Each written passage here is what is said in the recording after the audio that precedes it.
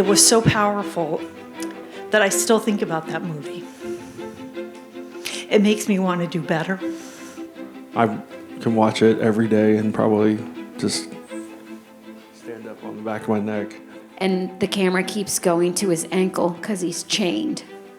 I still have it 40 plus years later.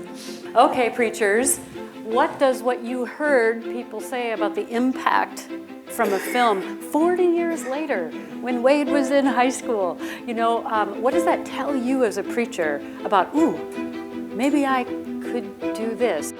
We as preachers want the sermons that we craft and deliver to have some kind of impact, and yet they don't always have that impact. So how can we learn from others in the arts, let's say, or in literature, and in this case, in filmmaking, how to craft something that has the impact that we hope for?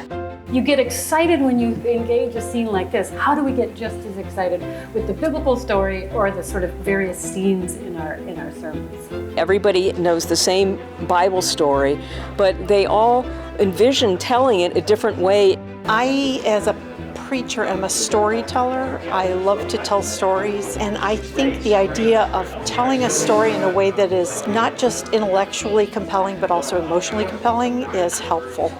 I think that helping people imagine and really put themselves in the biblical stories has the opportunity for real impact in people's lives. I have a passion for intergenerational ministry, and I think that storytelling is an essential component to that type of work.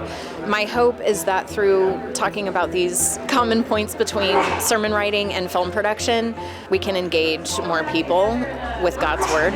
I may not necessarily be writing sermons per se all the time, but I think the techniques of how to tell the story and how to tell the story in a way that's both honest and interesting as well as relevant is going to be important whether it's a sermon or not. The trip up here, its weight is in gold. It's given me such good tools now to put into practice. I think we're foolish not to learn from a medium that captures people's attention all the time.